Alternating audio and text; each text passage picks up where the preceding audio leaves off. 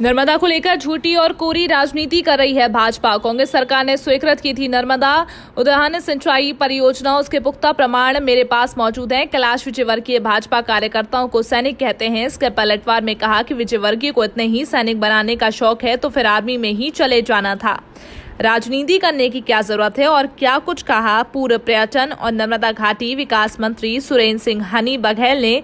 देखिए camera person Yogesh बैरागी के साथ बदनावर से विशेष संवाददाता पवन वैष्णव की रिपोर्ट। जब से कांग्रेस के कुछ विधायकों ने कांग्रेस की सदस्यता त्याग कर भाजपा की सदस्यता ग्रहण कर ली थी, उसके बाद से मध्य प्रदेश की राजनीति में सियासी पारा थमने का नाम नहीं ले रहा है। जहां एक और जो 15 माह पूर्व सरकार थी जिनकी, और जो 6 महीने पहले मंत्री थे, अब वे पूर्व मंत्री हो चुके हैं, जिन्होंने कई विकास कार्य करवाए थे अपने 15 माह के शासनकाल में, जिनको बदनावर विधानसभा सीट पर महत्वपूर्ण जिम्मेदारी देकर कांग्रेस के प्रदेश नेतृत्व ने यह चाहा है कि किसी येन केन प्रकार किसी भी तरीके से बदनावर विधानसभा क्षेत्र के मतदाताओं को अपने वश में करके अपनी योजनाओं को क्रियान्वित करवाने का उद्देश्य रखकर अपने वश में कर लिया जाए, अपने खाते में उनका वोट बैंक कर लिया जाए।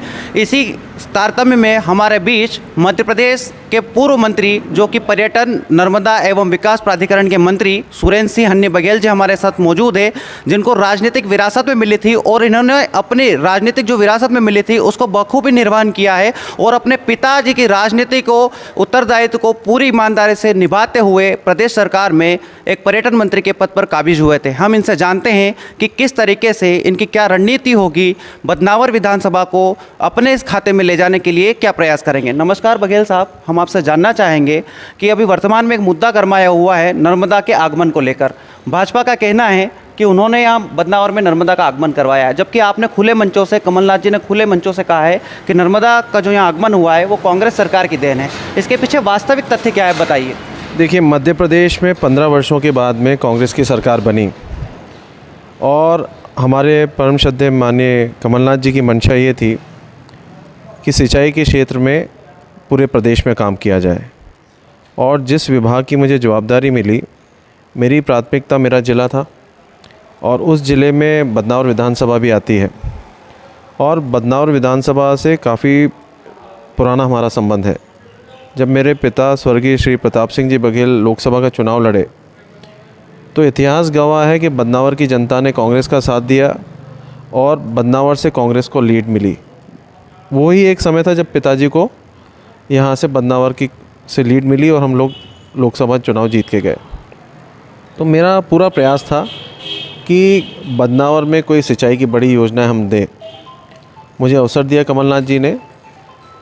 जिस विभाग का मैं मंत्री था, एनवीडीए का, बदनावर उद्वहन सिंचाई योजना कमलनाथ जी की देन है, कांग्रेस की देन है। और उसके मैं सबूत, किस दिन प्राधिकरण की बैठक हुई, किस दिन कमलनाथ जी के नेतृत्व में बैठक हुई, कौन से दिनांक को हमने उसकी स्वीकृति दी, कब उसका टेंडर हुआ, ये जो पूरी प्रक्रिया है वो कांग्रेस के समय पे हुई। तो इससे बहुत स्पष्ट है कि कांग्रेस सरकार की देन है, कमलनाथ जी की देन है। इसका श्रेय अगर राजवर्धन जी लेना चाहें तो मैं समझता हूँ वो असत्य जानकारी दे रहे हैं। और मैं तो आपके माध्यम से उनको बताना चाहता हूँ, और ये सबको पता है कि राजवर्धन सिंह जी को तो जानकारी में नहीं था कि उद्वहन सिंचाई योजना हम लोग यहाँ पे बदनावर में दे रहे हैं।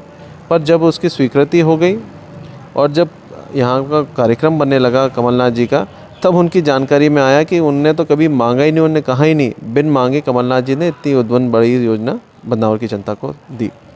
जब राजवर्धन सिंह दत्तीगांव बेंगलोर के एक रिसोर्ट में थे तो उन्होंने आप पर और यहाँ के कृषि मंत्री जो सचिन यादव है उन पर निशाना साधते हुए बताया था कि वो मेरे से राजनीति में जूनियर है। आपका नाम लिया था और बताया था कि जूनियर है, लेकिन नेता पुत्र होने का उनको फ़ायदा मिल गया और आपको मंत्रालय में महत्वपूर्ण विभाग दे दिया गया। इसको कितना सही मानते हैं? क्या दत्तीगांव जी अपनी जगह सही है या आप अपनी जगह? देखिए, राजनीति में कोई जूनियर या कोई सीनियर नहीं होता है, सब मिलजुल के काम करते हैं और एज अ टीम वर्क काम करते हैं। अगर वो कह रहे हैं कि मैं राजनीतिक परिवार हूँ तो क्या किसी राजनीतिक परिवार में जन्म लेना गलत हो गया? अगर मेरे पिता ने प्रदेश में मंत्री के रूप में, ज़िले में जिला कांग्रेस अध्यक्ष के रूप में जो सेवा करी और उन्हीं के सोच को, उन्हीं के विचारों को अगर मैंने आगे बढ़ाया तो मैं कोई गलत नहीं समझता हूँ। और पहले वो खुद देखें, खुद उनके पिताजी जिला कांग्रेस कमेटी के अध्यक्ष रहे, विधायक रहे, तो क्या वो राजनीतिक परिवार में नहीं है? क्या उनको राजनीतिक परिवार में होने का लाभ नहीं मिला? हमने तो संघर्ष किया है, और संघर्ष करके मेहनत करके इस मुकाम पे पहुँचे हैं। तो अगर उन्होंने कांग्रेस में संगठन में काम किया है, विधायक के रूप में काम किया, तो मैंने भी संगठन के रूप में काम किया और नीचे स्तर से हम लोग आए हैं चुनाव जीतते हुए, लड़ते हुए। जिन लोगों के साथ में आप कल तक काम कर रहे थे, आज उनको विरोध में काम करना है, एक और उनकी भाजपा की सरकार है, आपके पास सरकार नहीं है, कितना मुश्किलों का सामना करना पड़ता है आपको इसमें? मुश्किल कुछ भी नहीं है। बदनावर में आम जनता का मत है कि हमने 5 साल के लिए किसी उम्मीदवार को या जनप्रतिनिधि को चुना था। कांग्रेस के उम्मीदवार के रूप में जो राजबर्धन चुनाव लड़े थे, कांग्रेस को वोट किया था। और कोई भी व्यक्ति अगर वोट करता है तो 5 साल के लिए करता है। तो मैं समझता हूँ इसका खामियाजा उनको भुगतना पड़ेगा। जिस तरह से उन्होंने आम मतदाता के साथ धोखा किया है, कांग्रेस पार्टी के कार्यकर्ताओं के साथ धोखा किया है, आने वाले समय में जनता भी उनको जवाब देगी और कार्यकर्ता भी उनको जवाब देगी और प्रचंड बहुमत से हमारा कांग्रेस का उम्मीदवार यहाँ से जीतेगा। जहां राजनीति में एक एक वोट के लिए काफ़ी आफाताफी मचती है, आप अपने कुक्षी विधानसभा क्षेत्र से हजारों मतों से लीड प्राप्त कर लेते हैं, इसके पीछे कैसे रणनीति तय करते हैं आप? देखिए, कार्यकर्ताओं का सम्मान, जनता की भावनाएं क्या है, आम मतदाता क्या चाहता है, अगर कोई भी जनप्रतिनिधि इस बात को समझेगा तो वो चुनाव कभी नहीं हारेगा। और जिस तरह से हम कुक्षी में चुनाव लड़ते हैं, उसी तरह से हम लोग प्लानिंग यहाँ पे भी रहेगी। झाबुआ में भी हमने वो प्लानिंग करी है और बदनावर के लिए भी वही प्लानिंग करेंगे। और मैं समझता हूँ एकता है और सब लोग चाहते हैं यहाँ से उम्मीदवार जीते कांग्रेस का। कुक्षी और बदनावर दोनों विधानसभाओं में चुनावी दरमियान में क्या अंतर पाया आपने? देखिए, लगभग बिल्कुल एक जैसा ही लगता है। जिस तरह से वहाँ पे कार्यकर्ता में जोश था चुनाव के समय पे, जब मैं विधानसभा चुनाव लड़ा, यहाँ पे भी वैसे ही कार्यकर्ताओं में जोश है। बस प्लानिंग का डिफरेंस रहता है कि आप बदनावर के लोग चुनाव कैसा लड़ते हैं, कुक्षी के लोग कैसे चुनाव लड़ते आए, और जब बैठते हैं आपसे विचार करते हैं तो कहीं ना कहीं रास्ता नया निकलता है और नया रास्ता मजबूती की ओर ले जाता है। जहां 28 सीटों पर उपचुनाव होना है, वहां कांग्रेस सबसे ज़्यादा जोर बदनावर सीट पर लगा रही है। इसका उदाहरण ऐसे माना जा सकता है कि प्रदेश के पूर्व गृह मंत्री बाला बच्चन जी, पर्यटन मंत्री सुरेंद्र सिंह हन्नी बघेल जी, साथ ही वन मंत्री उमंग सिंगार जी को भी यहाँ पर महत्वपूर्ण जिम्मेदारी दी गई। इसके पीछे क्या कारण है? कांग्रेस यहाँ पर इतना जोर क्यों लगा रही है? देखिए, माननीय मुख्यमंत्री जी कमलनाथ जी ने हम सभी 28 मंत्रियों को, जिनको उन्होंने कैबिनेट में रखा था, उन लोगों को छोड़ के जो भारतीय जनता पार्टी में चले गए हैं, सभी को जवाबदारी सौंपी है। जहाँ पे विधानसभा चुनाव आ रहे हैं उनके साथ में सौंपी है, संगठन के लोगों को भी जवाबदारी सौंपी है। ना केवल बदनावर, मध्य प्रदेश की जितनी भी विधानसभा सीटें हैं, सब में संगठन के लोगों को, विधायक को और पूर्व मंत्रीगण को लगाया है, जो जवाबदारी सौंपी गई है।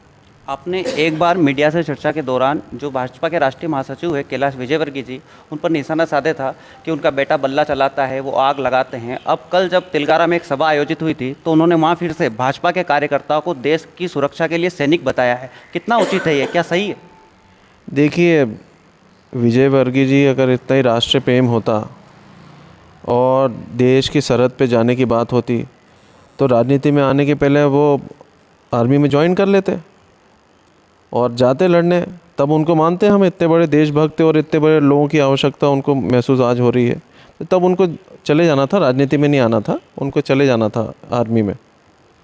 आप काफ़ी सहज शैली के उच्च शिक्षित एक नेता माने जाते हैं, लेकिन कभी कभी आप अपने आक्रामक शैली के लिए भी जाने जाते हैं। कई बार आपकी सुर्खियों में रहते हैं, आप टोल पल तोड़फोड़ हुई या तमाम तरीके के घटनाओं में आप लिप्त रहते हैं। इन दोनों में आप किस तरीके से मैनेज करते हैं? एक शांत शैली, कभी कभी आक्रामक हो जाते हैं, ऐसा क्या कारण होता है? देखिए, राजनीति में जहाँ जिस समय पे जो आवश्यकता है वैसा बनना पड़ता है। जहाँ आक्रामक शैली की आवश्यकता है वहाँ आक्रामक होना ज़रूरी है, और जहाँ सौम्य शैली की आवश्यकता है वहाँ सौम्य होना पड़ता है। प्रदेश में जहाँ 28 सीटों पर उपचुनाव होना है, आप प्रदेश के पूर्व पर्यटन मंत्री रहे हैं। आम जो युवा मतदाता होते हैं वो पूरे उपचुनाव का या चुनाव का रुख तय करते हैं।